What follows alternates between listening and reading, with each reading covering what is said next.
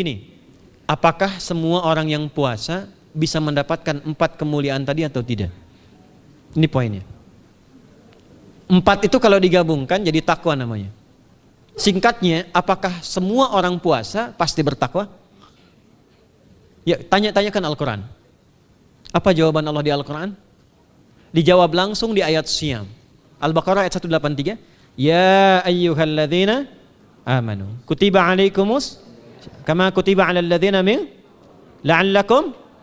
Nah, kalimat tattaqun itu diawali dengan kata la'allakum. La'alla itu namanya harfut taraji.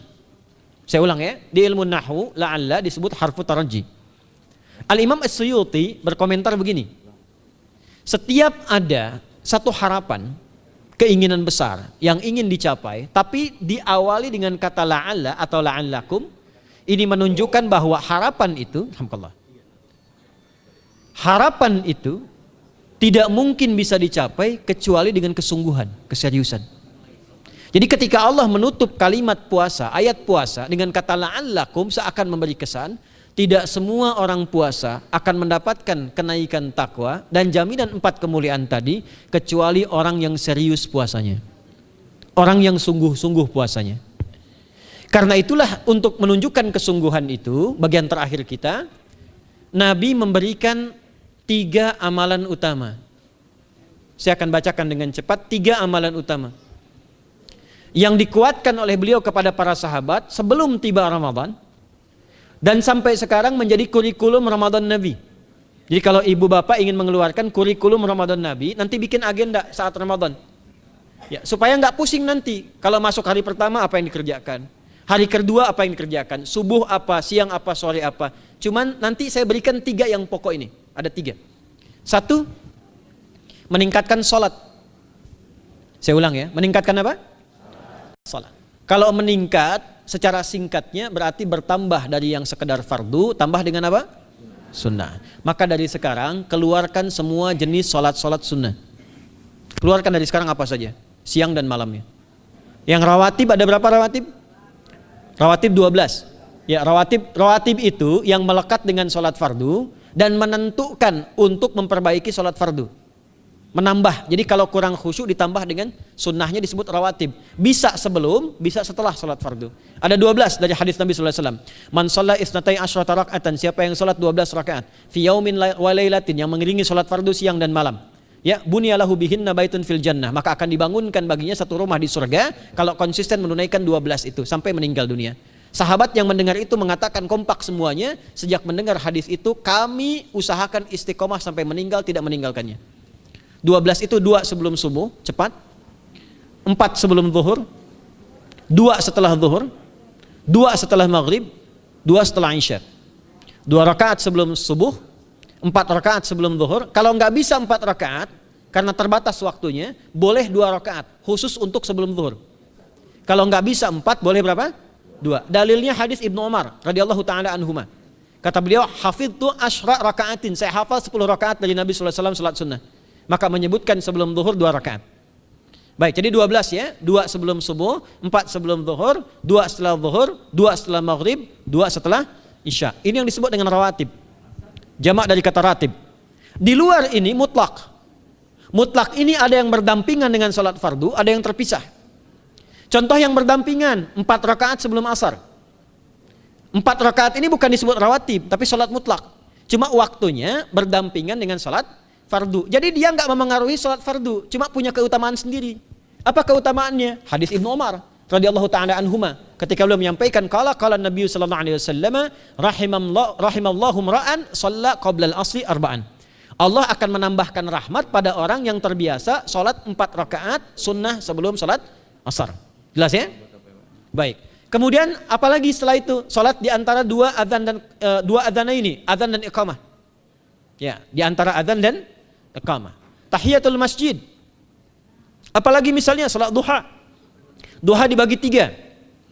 Awal duha itu kurang lebih 1,5 jam setelah salat subuh. Subuh sekarang misal 4:30, maka jam 6 muncul awal duha. Namanya syuruk. Saya ulang, salat apa namanya? Syuruk itu salat awal duha. Jumlah rakaatnya 2 rakaat. Man shalal ghadata fil jama'ati thumma yaqudu yadhkurullah subhanahu wa ta'ala fa yusalli rak'ataini fa kana alaihi ka ajri umratin wa hajjin, ya ka ajri ummatin wa hajjin tamatan. Siapa yang salat subuh 2 rakaat dengan berjamaah, ya, dan umumnya kalau berjamaah bisa ke masjid di masjid. Kalau tak mampu ke masjid, tunaikan di rumahnya. Setelah itu tidak beranjak dulu, dia duduk untuk berzikir kepada Allah. Zikir itu bisa baca Quran. Quran surah 15 ayat 9 itu Quran disebut dengan zikir. Quran surah 54 ayat 17, 22, 32, 40 itu Quran disebut dengan zikir. Bisa baca Quran, bisa berdoa. Doa disebut dengan zikir. Quran surah ke-7 ayat 205. Ya.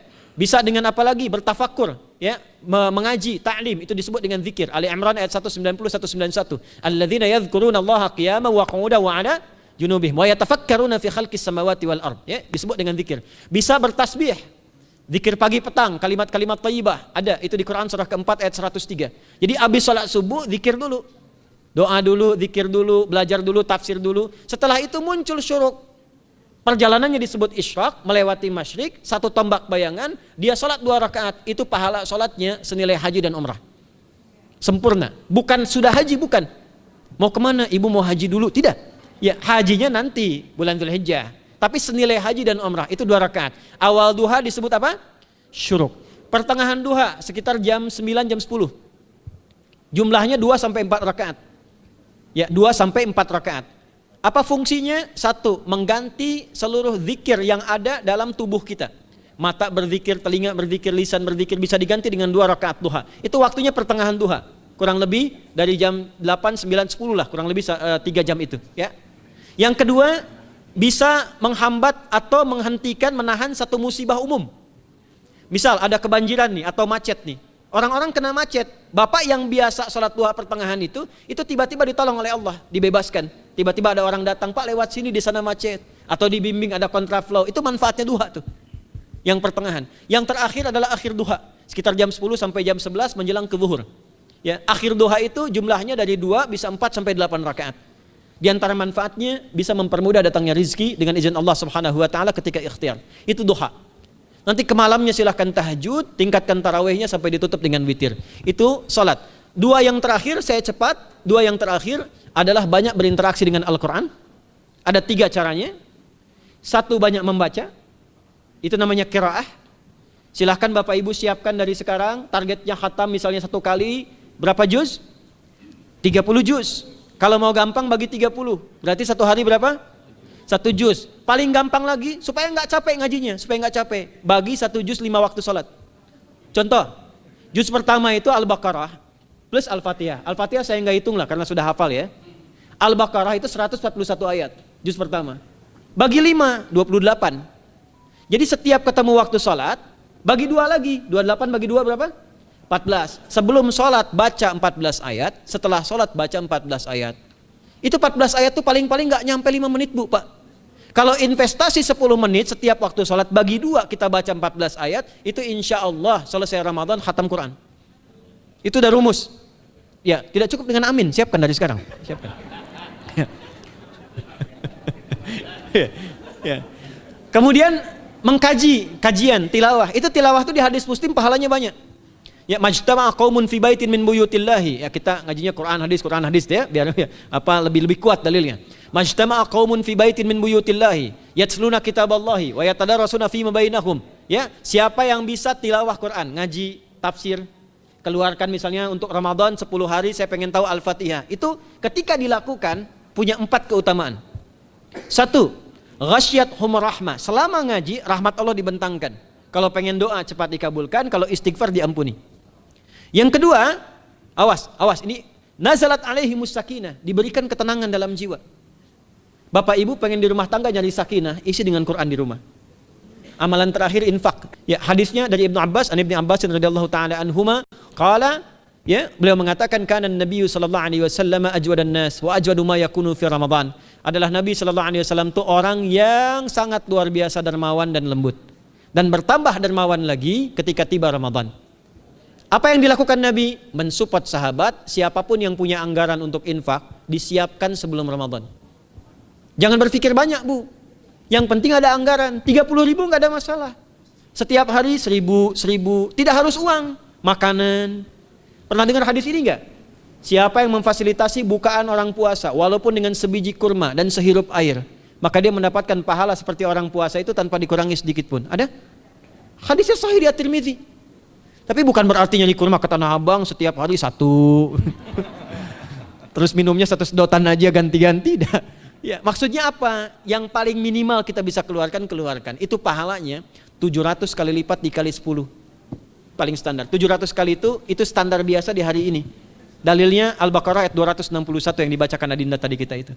Ramadan kali 10 lagi. Maka dari itu disiapkan dari sekarang untuk infak. Kalau kami di desa itu, ibu saya selalu kalau Ramadan itu RT-nya setiap rumah. Ini untuk bukaan hari ini rumah A, rumah B, rumah C. Bukaan besok rumah A, rumah B, rumah C. Boleh tuh di PWM Pak dipraktikkan. Ya, misalnya anggota perserikatan siapa dikasih kesempatan. Mungkin nanti yang lain kurmanya, yang ini misalnya jeruknya, yang ini ininya. Setiap ada bukaan ya kirim ke yatimnya, ya kemudian ke pondok-pondok asuhan Muhammadiyah yang tadi disebutkan sekian ribu itu, cari pahala. Ya, saya kira itu yang bisa saya sampaikan sampai dengan batas waktu yang diberikan. Semoga bermanfaat dan semoga Allah Subhanahu wa taala memberikan kemuliaan kepada kita semua, kesehatan. Dan saya yang terakhir saya ingin sampaikan doa penting. Tolong hafalkan doa ini. Dan ini doa yang diajarkan Nabi menjelang Ramadan supaya mendapatkan kesehatan, kekuatan, keselamatan untuk beribadah saat Ramadan. Hadisnya di At-Tirmidzi nomor hadis 3254. Qala, langsung saja qala Nabi sallallahu alaihi wasallam. Allahumma ahillahu alaina bil yumni wal iman was salamati wal islam rabbi wa rabbukallah. Nah, itu tolong nanti dihafalkan, tadi sudah direkam, dibimbing. Nanti ketika ditetapkan masuk awal Ramadan, bacakan itu. Ya Allah, anugerahkan awal Ramadan kepada kami dengan ketenangan, kedamaian, kekuatan iman, keselamatan, sehat, nggak sakit sampai selesai puasanya, diberikan kekuatan untuk ibadah dalam keislaman dan diikhlaskan hanya karena Allah Subhanahu wa taala. Subhanakallahumma wa bihamdika nasyhadu an la ilaha illa anta nastaghfiruka wa natubu ilaik wa akhiru da'wana anil hamdulillahi rabbil alamin wal 'afu minkum fastabiqul khairat. Assalamualaikum warahmatullahi wabarakatuh.